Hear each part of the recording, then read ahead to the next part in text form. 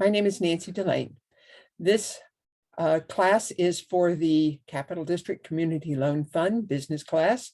I am so sorry to miss being with you in person. I'm in the process of recovering from surgery, so we cobble together as we can. Let's get started because we have a full class today. If you would like a copy of this presentation, please send an email to me, nbdelane@ipattorneyfirm.com, and use 1/29/2022 presentation slides as the subject of your email.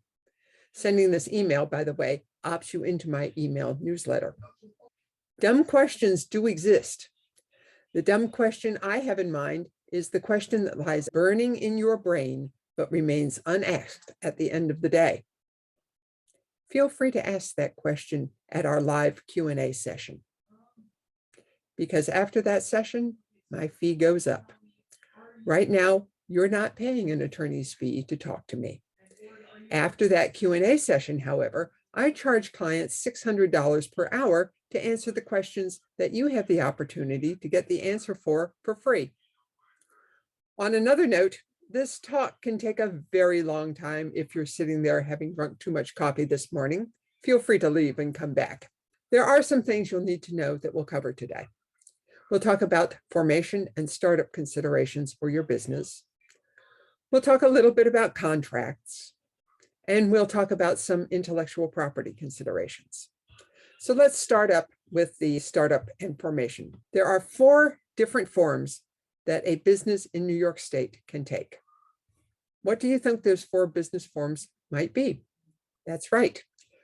We have a sole proprietorship, we have a partnership, we have an LLC or an LLP, a limited liability entity. We have a corporation. A sole proprietorship is a single owner business entity that's certified by the county, not the state, the county in which the business exists to do business in that county. It is called a DBA because the certificate issued by the county is a doing business as certificate. You're doing business under an assumed name, which may in fact be your own name. This business lasts until either you stop doing business as in the county of registration, or until you file a certificate with the county clerk dissolving the DBA. There are lots of advantages to a DBA.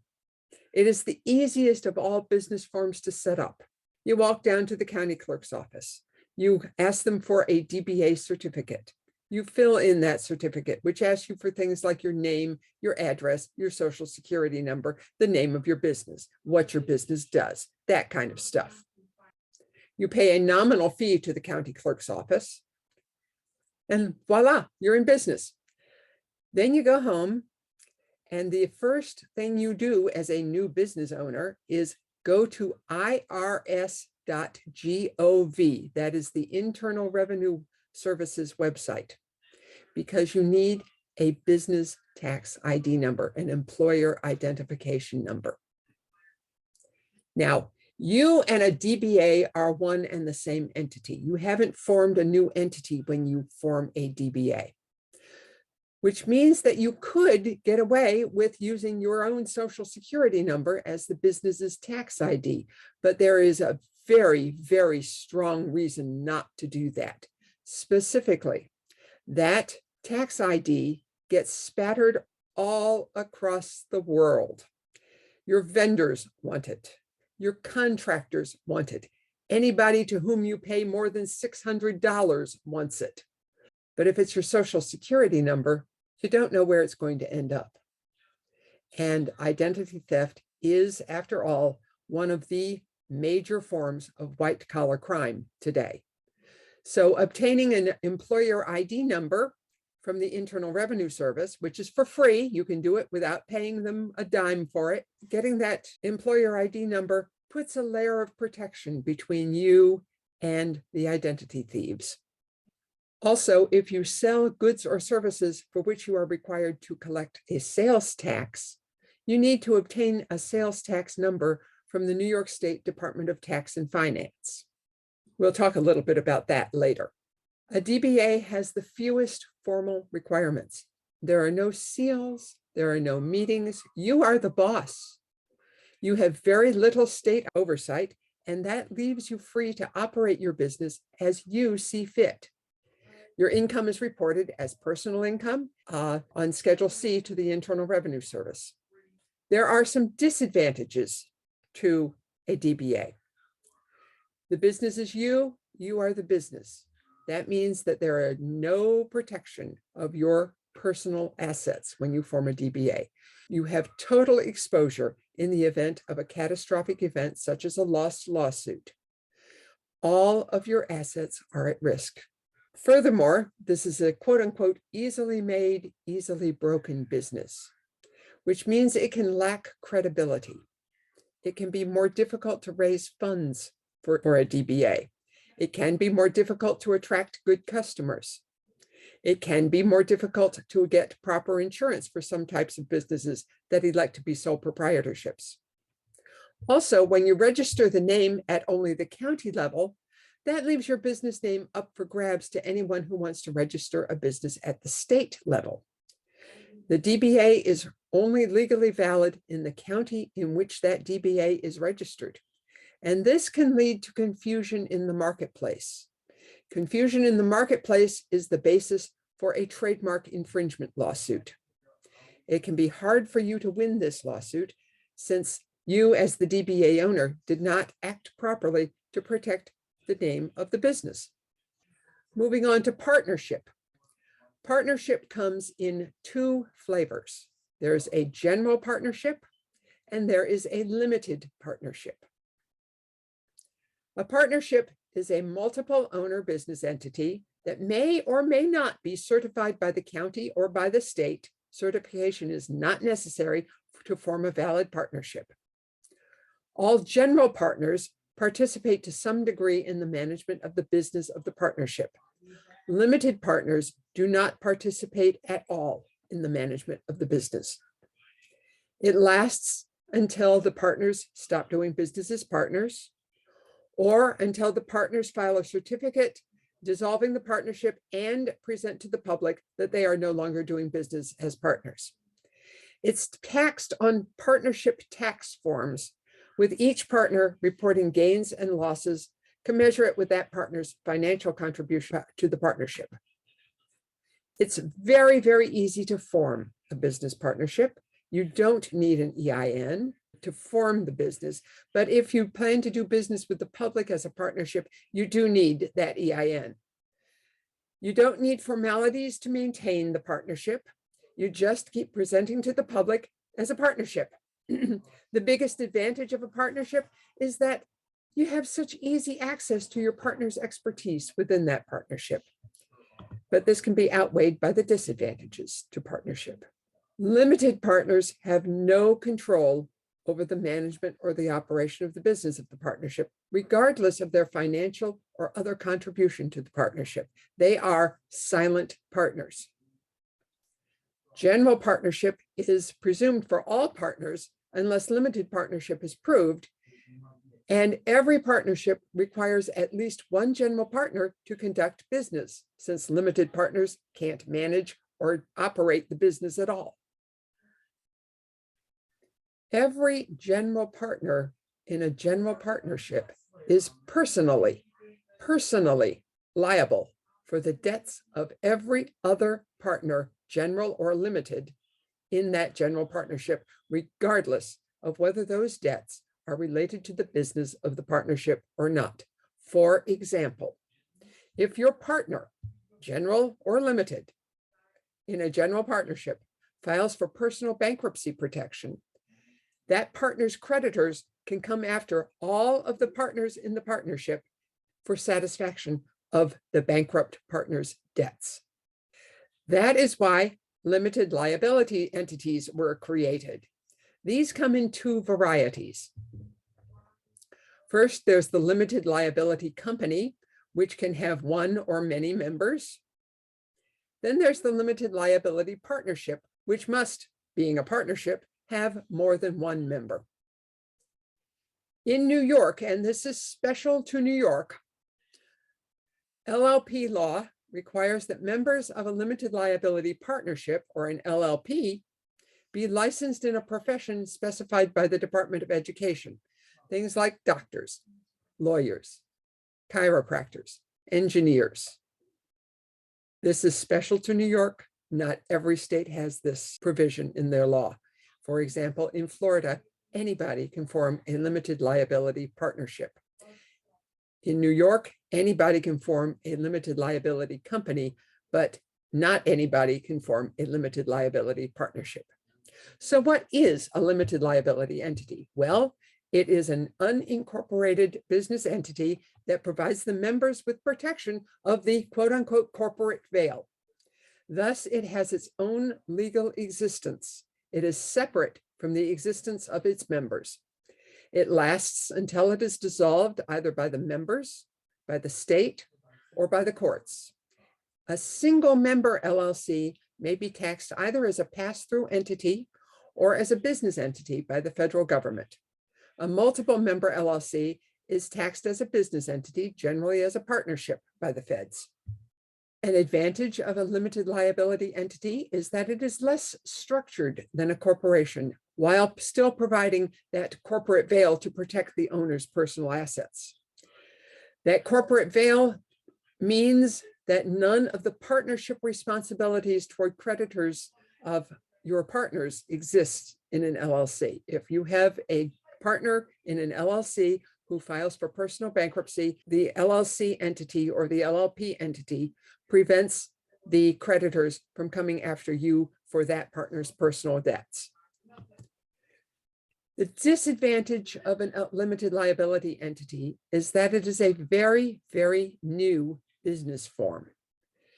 New York State LLC law was enacted in 1994. This is younger than my child. Versus New York State corporation law, which was enacted when New York became a state. No one quite knows for sure how a limited liability entity is going to behave in court. Currently, it behaves like a corporation, but that has enough of the elements of partnership in it that it could turn on the whim of a judge. Also, treatment of limited liability entities across state lines varies wildly. We've already discussed the differences between New York limited liability partnerships and other states' limited liability partnerships. Other differences between limited liability entities in New York and other states exist. It may be that what is protected in New York may not be protected in Massachusetts or Ohio or California or Hawaii or any other state. To form a limited liability entity, you file the articles of organization with the Department of State together with a filing fee. In New York, you must publish the existence of the entity in 2 newspapers that are designated by the county clerk of the county in which the limited liability entity plans to have its main offices. That publication will happen once per week for 6 consecutive weeks. Once the publication cycle is finished, the newspapers will send you an affidavit of publication. You file both affidavits of publication together with the filing fee with the New York Department of State. Also, you sign your operating agreement. And you do that within 90 days of your formation. Remember that limited liability partnerships are only available to certain professions: doctors, lawyers, dentists, chiropractors, engineers, as listed in the education law of New York State. To maintain a limited liability entity, you must pay a franchise tax within 30 days of the end of your limited liability entity's fiscal year. Further, you must hold an annual meeting of your members. It's easier to do that than it is to maintain a corporation. Corporations come in 2 flavors. There is an S corporation and a C corporation. A corporation is an incorporated entity. The entity is separate from its owners. It has its own legal existence. Every corporation comes into the world as a C corporation. C corporations have no limits on the number or type of shareholders they can have. Thus, your LLC can indeed hold shares of your C Corp. S corporations are so-called closely held corporations. These are the classic small business form. These are what we did before the limited liability entities came into existence. Corporations last until they are dissolved by their shareholders, by the state, or by the courts. A C corporation is responsible for the income taxes based on its revenues. And if that corporation owns property, holds property, it's responsible for property taxes in most cases. An S corporation can elect to be taxed either as a corporation, which means it's similar to a C corporation, or as a partnership. There are lots of advantages to corporations. They are a well-established legal entity. They're well recognized by the courts and by the law. They are treated consistently across state lines. They all drop the corporate veil. C corps have the advantage that with proper procedures, you can take that corporation public. It has an unlimited number of shareholders and an unlimited type of shareholder. Thus, you can have millions of shareholders, all of which are hedge funds or LLCs or other corporations or individual people or trusts or whatever. S corporations, on the other hand, have the advantage of generally having a smaller management team than many C corporations have. Thus, S corporations can act more quickly than many C corps can. There are disadvantages to corporations. The formal requirements for maintenance of a corporation can be just stupid with a single shareholder corporation. You have to meet with yourself, hold board of director meetings, hold shareholder meetings. Also, there's the taxation issue. It feels like you're being doubly taxed if you are a single member corporation or a small corporation, because the C Corp is responsible for paying taxes on its revenue. You are paying the corporate taxes through the corporation, plus you're paying taxes on your own revenue. So it feels like you're being taxed twice. S corporations have limitations on the number and type of shareholders. All shareholders must be natural persons. You cannot have an LLC holding shares in your S Corp. You can only have up to 75 shareholders in an S Corp. The minute you have 76 shareholders, you are de facto a C corporation. To form a corporation is actually easier than it is to form a limited liability entity.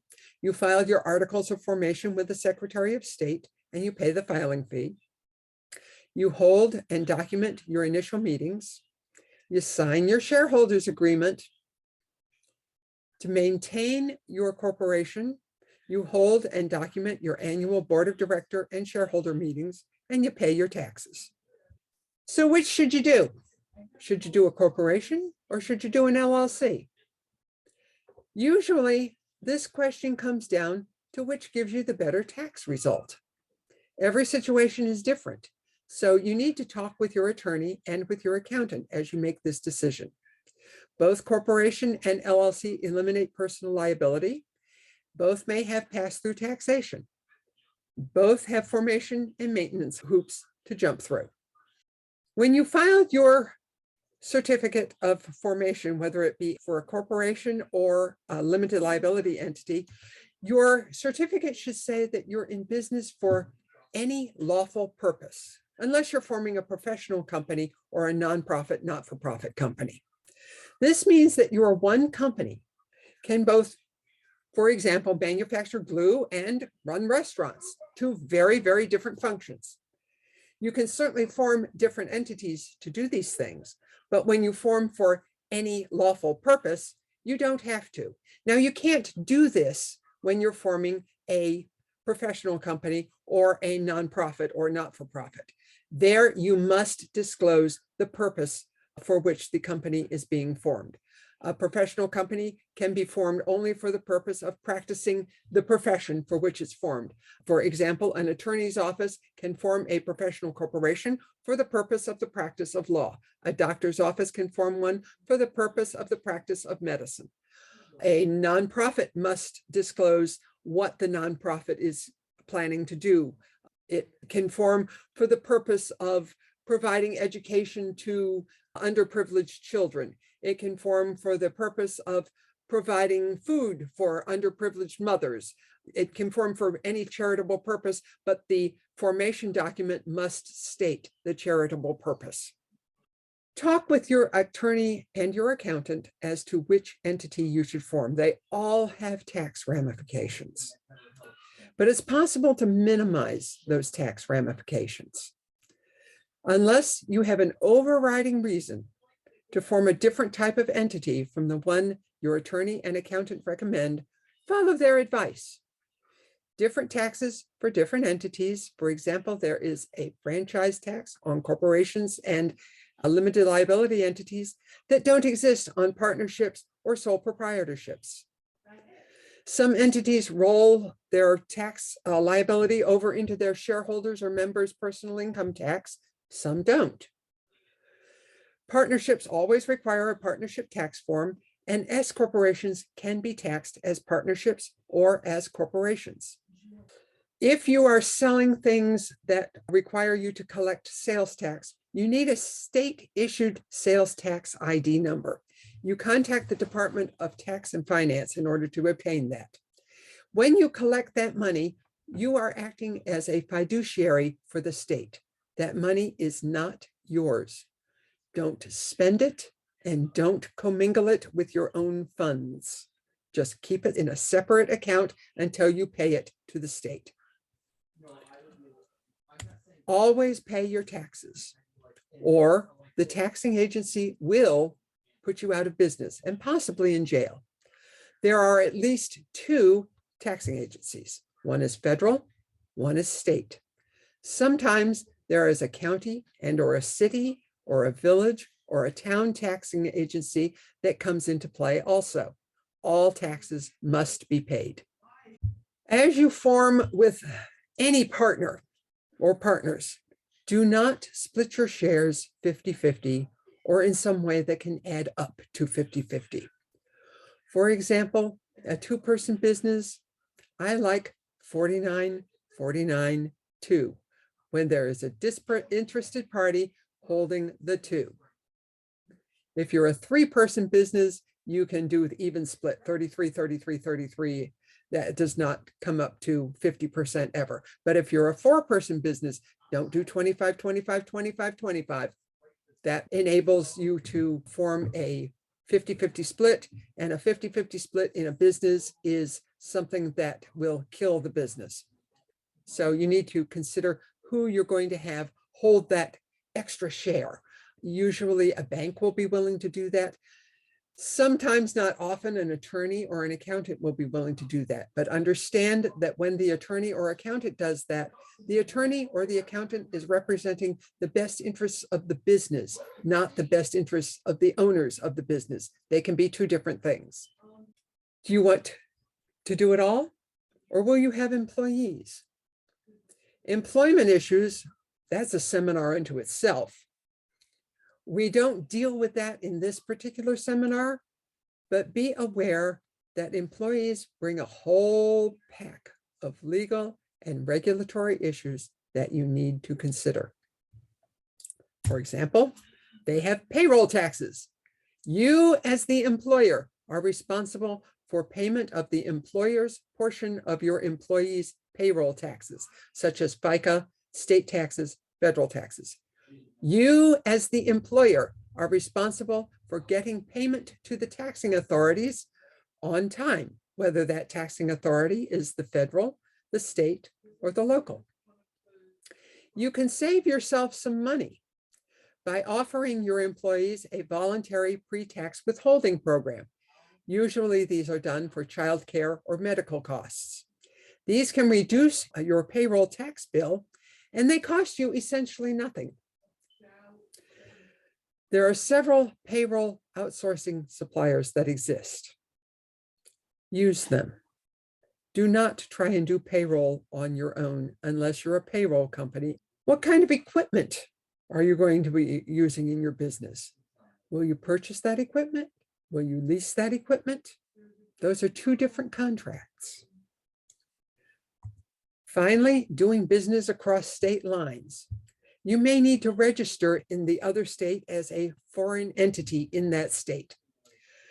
Qualifying to do business in a foreign state involves getting a certificate of authority from that state, which means filing fees are payable to their Department of State. In New York, you must publish the existence of your certificate of authority. Other states have their own rules regarding that. You have annual reporting fees in each state in which you have a certificate of authority. Those can add up. You must pay tax on revenue generated by the business within each state to that state. You must also appoint a registered agent in the state where you are doing business. So somebody can serve process on them, or they can be responsible for paying taxes. Furthermore, when you register to do business in another state, you open yourself up to the personal jurisdiction of the courts of that state. You can get sued in that state. If you register to do business in that state, that's a definite personal jurisdiction. But suppose you just have a website, and websites, as we know, are everywhere. My website for a New York State law practice exists in Ohio. It exists in California. It exists in China, where I'm not admitted to practice law. Does the website give those states personal jurisdiction? Maybe, maybe not. It's a sliding scale. The scale is based on how actively you solicit business in those states. If you're just posting a website, then yeah, it can give that state some personal jurisdiction, but not nearly as clearly as if you go and do advertising blasts in that state, or if you do email blasts to citizens of that state. You can always sue others in any jurisdiction wherever they can be found. But if you file a certificate of authority in another state, you open yourself to being sued in that state.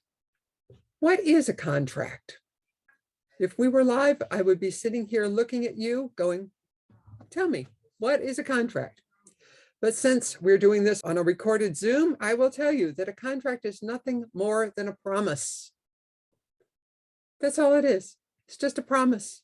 It's kind of a special promise because it is secured by consideration, and it is usually legally binding. You should know that every business has at least one contract. There are 4 ways to form a contract. First of all, there is the bilateral agreement. This is the contract you're thinking of, where you have the meeting of the minds. People come together, they negotiate, they agree on terms, they write the terms down, they sign the piece of paper. But there are 3 other forms of contract. One of them is called detrimental reliance. This happens when you put yourself in a detrimental position to somebody else in reliance on their living up to their word. For example, I'm an attorney, and when I do legal work, I get paid. My client pays me before I do the work. That means that my client is relying on me to do the work that I tell them that I will do based on my word. They put themselves in a detrimental position to me. In order for them to come back up to an even position, I have to do the work or give them back their money, one of the two. But when a client puts themselves in detrimental reliance to me, they count on the fact that I will do the work that I promised to do for the payment that they have now paid me. There's also something called a unilateral offer accepted by performance. This is a really fancy way to say reward. Every time you see a reward for a lost dog or a lost cat posted on a telephone pole, and you then return that lost dog or lost cat to its owner, and the owner has posted a reward, you're entitled to that reward by contract. Finally, there is a formal contract. This is simply a sealed writing in the United States. We do not use it much. Now, suppose you get into a contract and you discover this contract doesn't work for me. Get me out of it. How do I get out of this without breach and without performance? Well, there are 14 ways to do that. The first 2 have to do with your capacity to enter the contract to begin with. For example, say you are a 16-year-old kid and you just got that bright, shiny new driver's license, not the permit, the license. You can drive a car. So you're hot to trot. You want to get a car. Oh, you want a car so badly. So you go to the car dealer, and the car dealer says, sorry, kid, you need a parent to co-sign on this. Why do you think that's true? Well, it's true because in New York State, a person under the age of 18 is considered incapacitated to form a contract. They are too young. They are infants. By the same token, a person who is mentally incapacitated and recognized as such by a court can enter into a contract, but that contract is voidable at that mentally incapacitated person's option.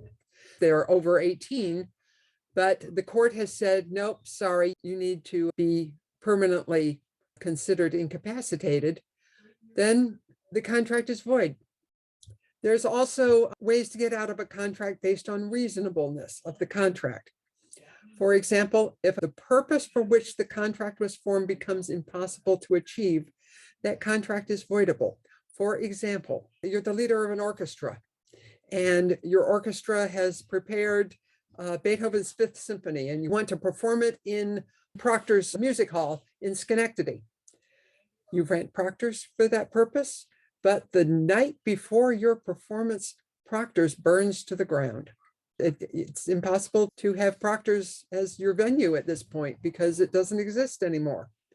So that contract becomes voidable.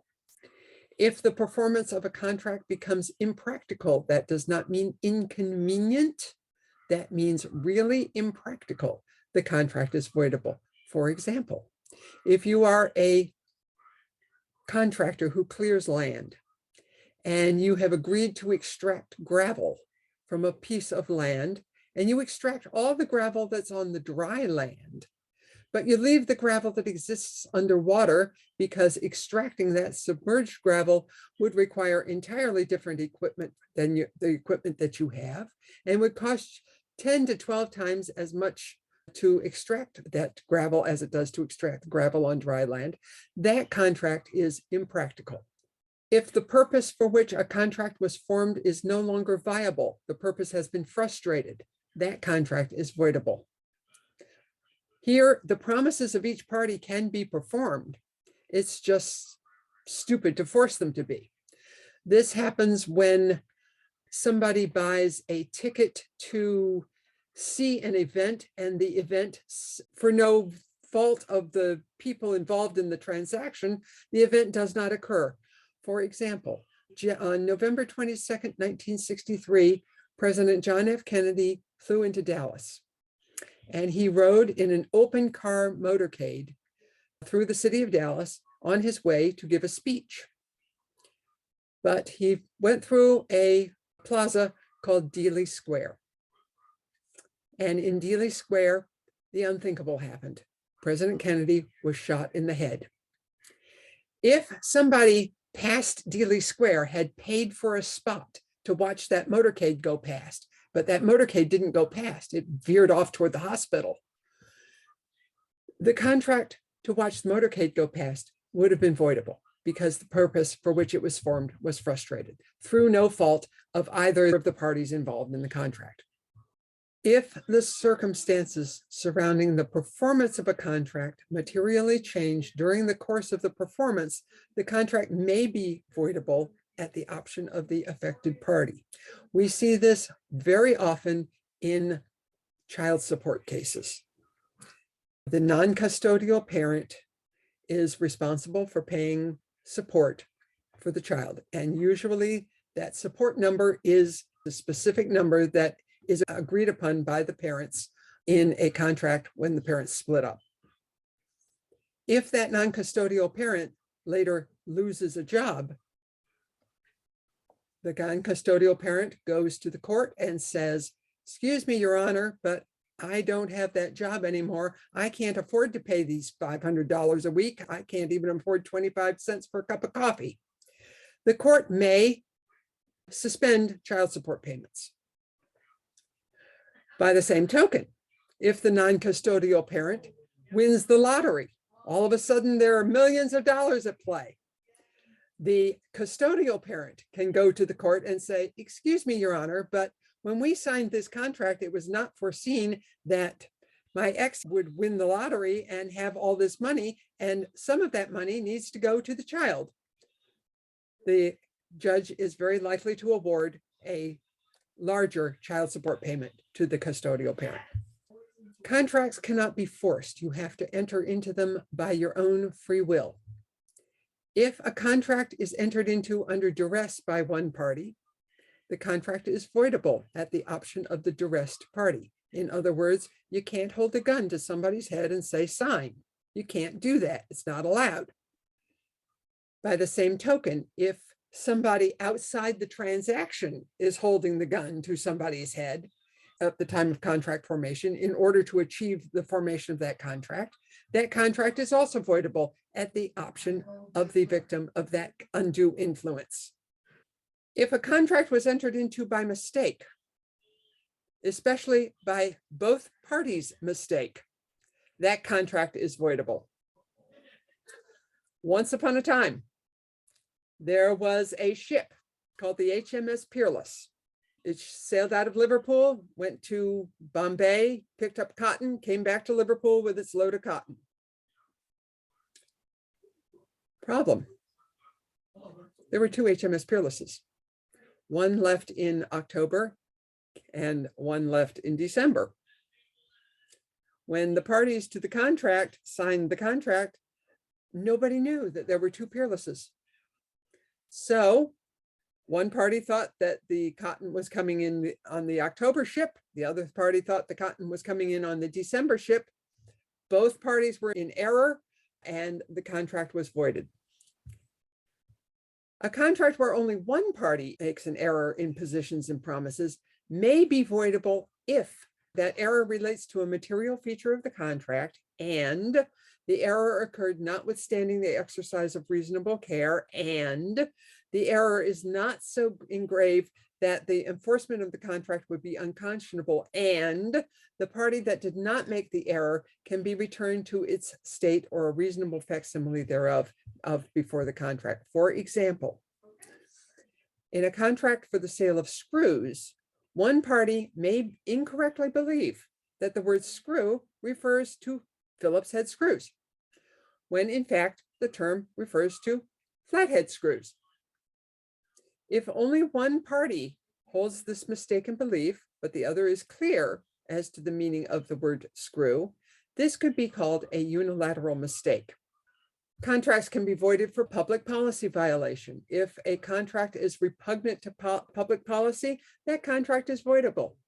Contracts that are repugnant to public policy include contracts that promote official corruption, contracts that promote malfeasance, contracts that promote some illegal action.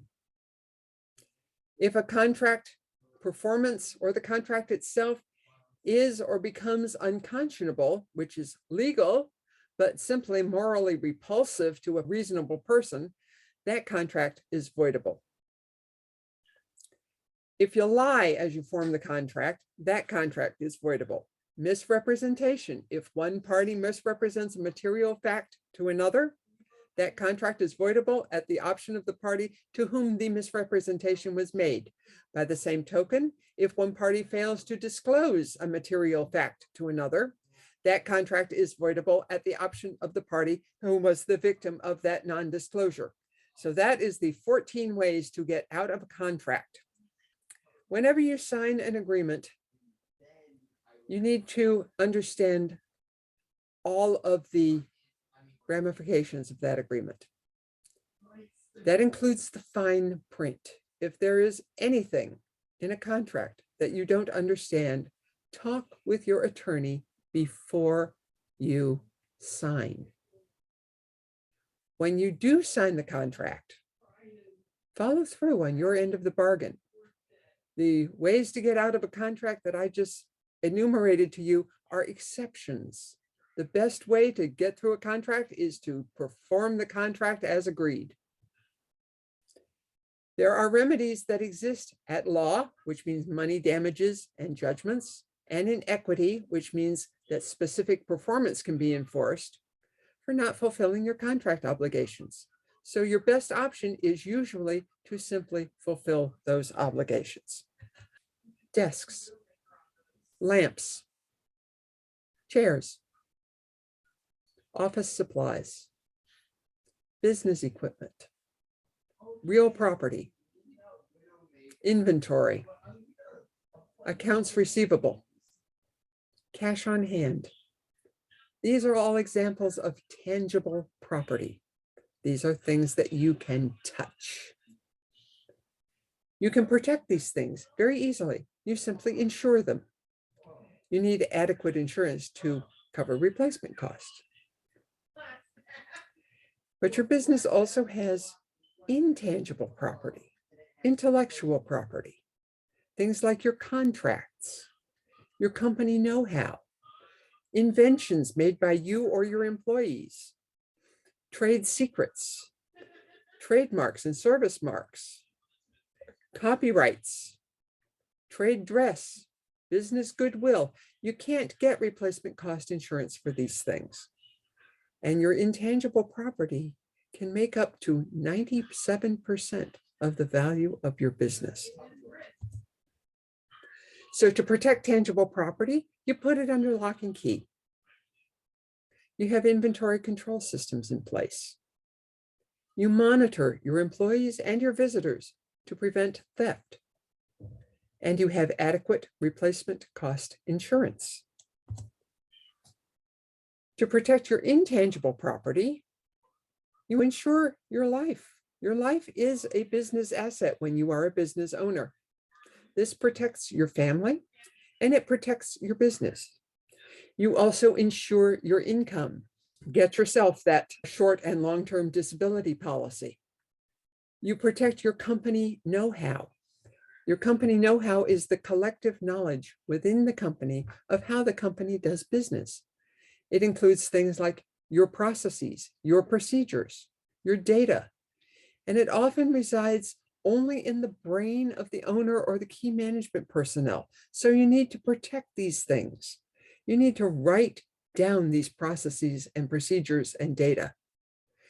Keep them secure, lock them up, put them in a safe, protect them from unauthorized disclosure. Have non-disclosure agreements in place with all persons, employees, vendors, contractors, anybody who comes into contact with your company know-how. We protect inventions by two means. One of them is through a patent. One of them is by maintaining the invention as a trade secret. Patent and trade secret, which may seem diametrically opposite from each other, can easily work hand in hand. A patent is an exercise in disclosure. There are three varieties of a patent that exist. The first is what you think of when you think of a patent. It is the utility patent. It protects the gizmo. It protects the microphone. It protects the joystick. It protects the teapot. It protects the scissors. It protects the fountain pen. It protects the thing. It protects the things, the inventions. It also protects messenger RNA sequences for COVID vaccinations. It protects most inventions. These patents are valid for 20 years from the date you file the application. Plant patents protect asexually reproducible non-tuber plants. Why you cannot get a patent on a potato is beyond me, but you can't. They also last 20 years from the date the application is filed. Finally, there is a design patent that protects things like chandelier designs. These last for 14 years from the date you file the application.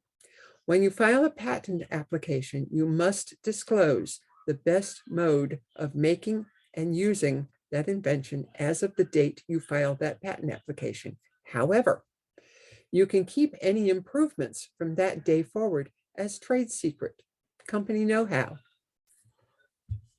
And thereby you can effectively extend the life of your patent. Patents do not give you the right to use your invention. They give you the right to exclude others from making, using, selling, offering for sale, or importing your invention for a limited time. They cannot be renewed. The first to file a patent application for an invention, even if another inventor can prove that he or she invented that same invention first, gets the patent for the invention. Patent protection is geographically limited to the country that issues the patent. Thus, a patent in the United States is good in the United States only. It is not good in Canada. It is not good in Mexico. It is not good in Europe. It is not good in Japan. It is only good in the United States. To obtain a patent, you develop a patent application which consists of drawings, and it consists of a statement of what the invention is and how to use it, the best mode of making and using the invention. It lays claim to what you regard as your invention. It works very much like the deed to real property does. That's what patent claims do. They lay out the metes and bounds of your piece of intellectual property in that invention. If you have a trade secret, you can keep that forever. But when you disclose it, it dies. I bet you know what the best kept trade secret of all time is: the formula for Coca-Cola. The formula for Coca-Cola is kept in a vault, and there are 3 people who have the keys to that vault. And those people cannot travel together. Trade secret is just that. It is a secret, and its only protection is through keeping the secret. If someone else legitimately invents the trade secret and patents it, you can lose the rights to the secret.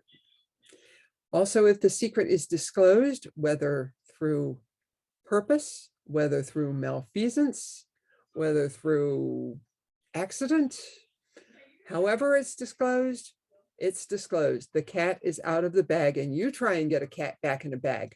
Your trade secret is gone forever. Trademarks and service marks identify the goods or services as coming from your company. They are valuable goodwill in your marketplace. They exist to prevent consumer confusion. They do not protect you, they protect your consumers.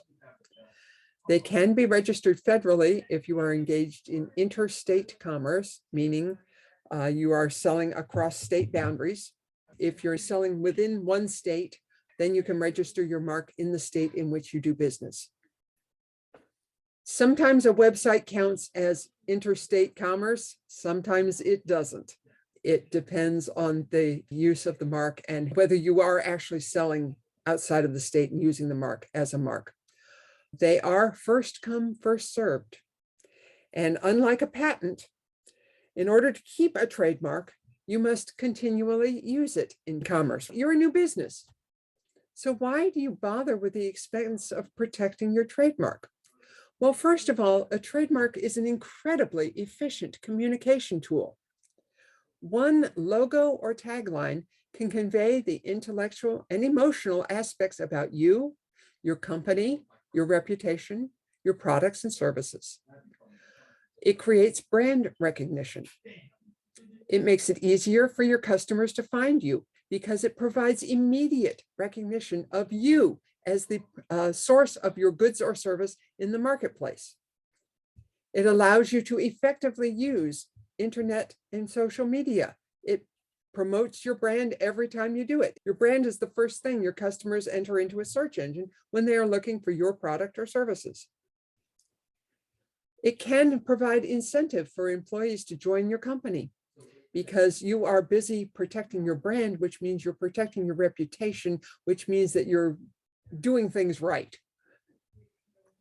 It can avert future legal issues. I have a client right now who failed to protect their brand, and someone else came and registered a confusingly similar brand.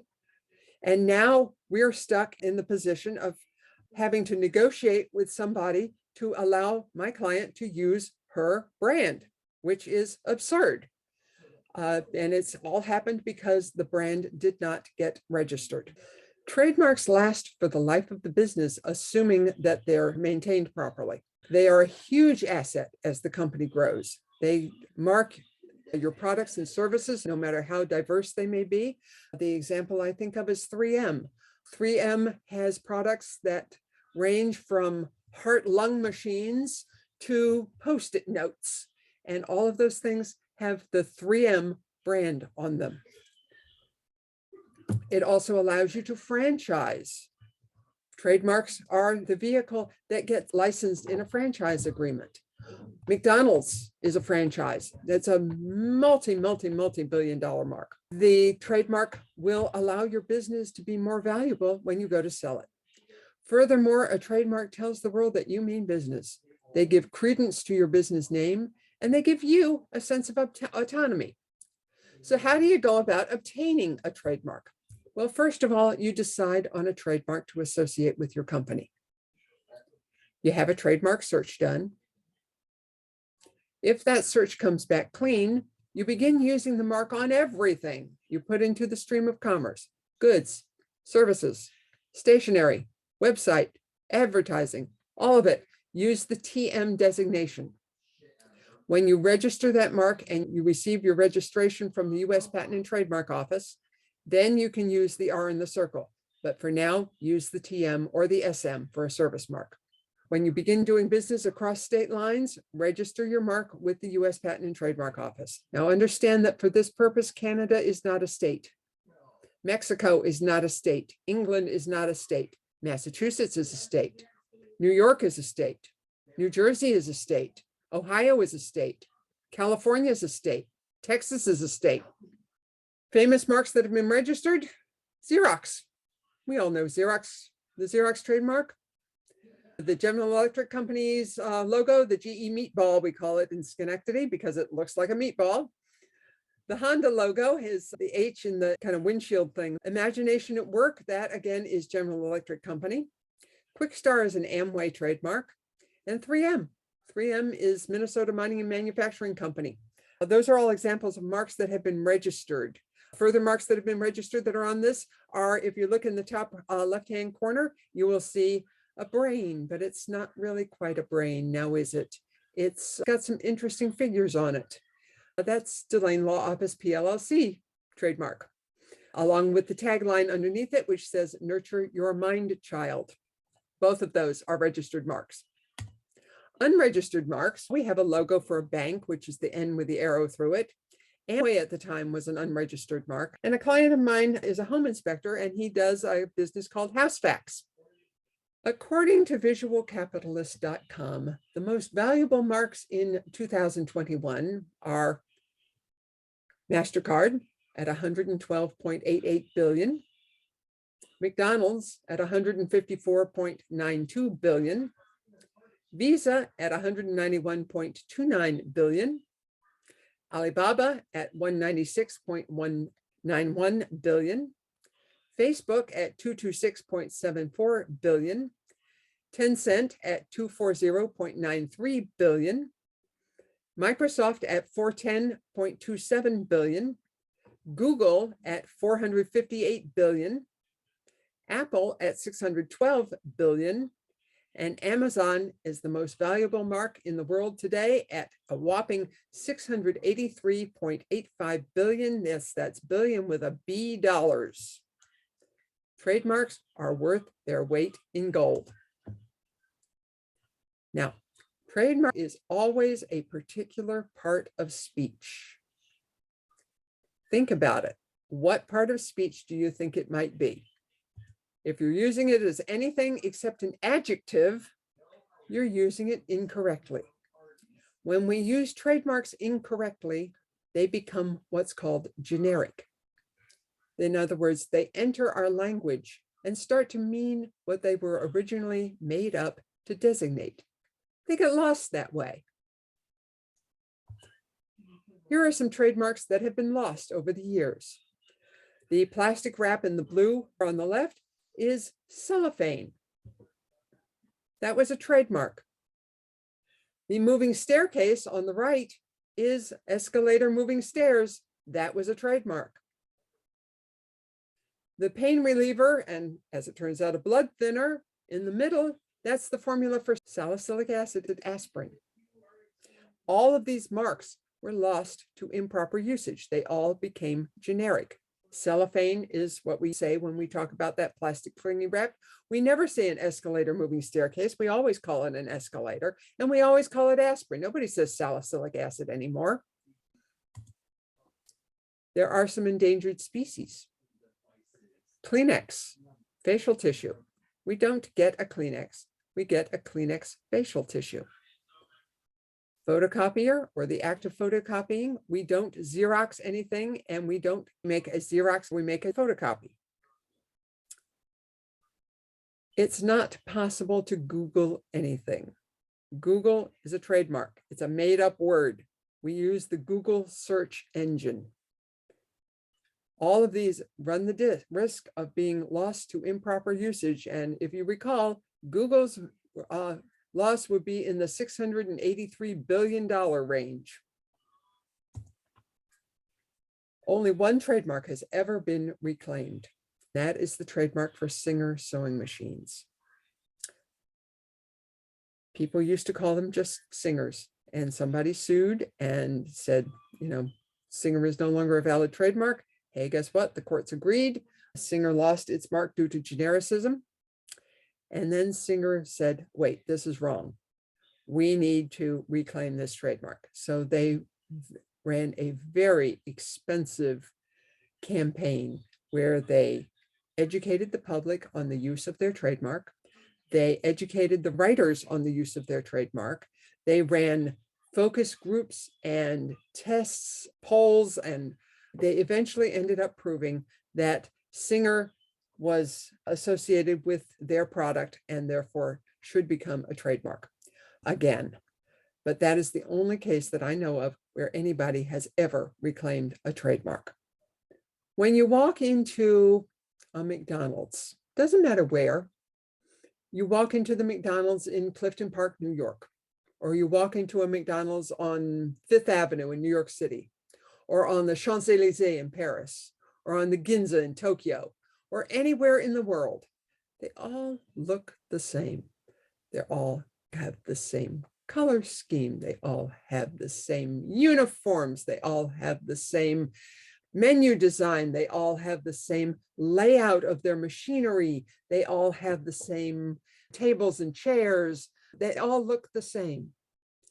This is the protectable appearance of the goods and services and the decor. This is actually associated with McDonald's business goodwill. It is called trade dress.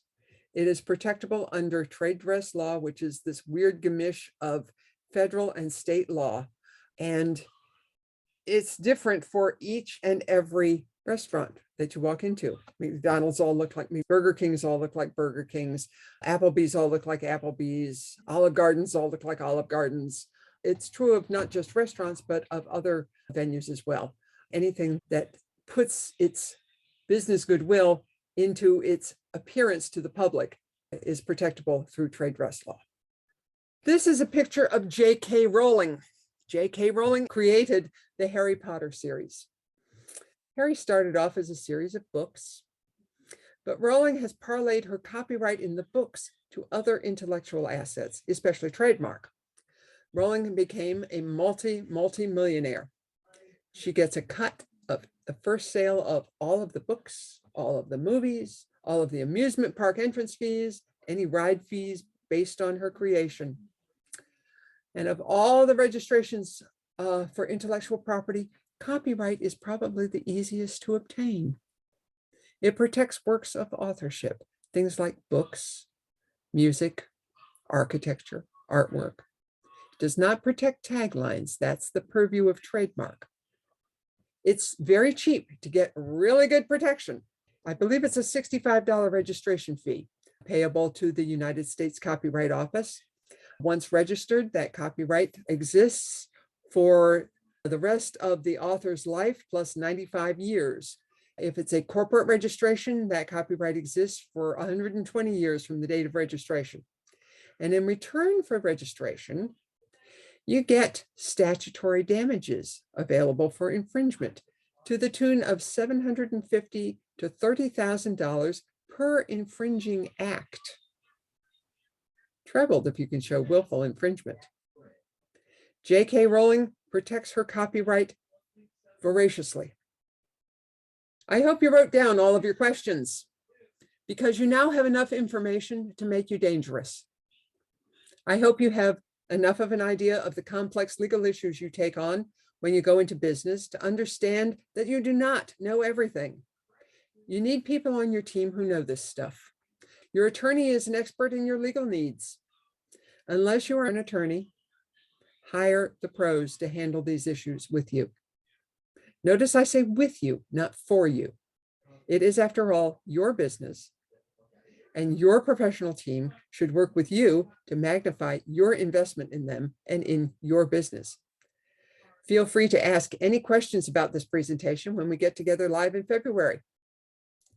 Again, if you would like a copy of this presentation, please send an email to nbdelane@ipattorneyfirm.com and use 01/29/22 presentation slides as the subject of your email.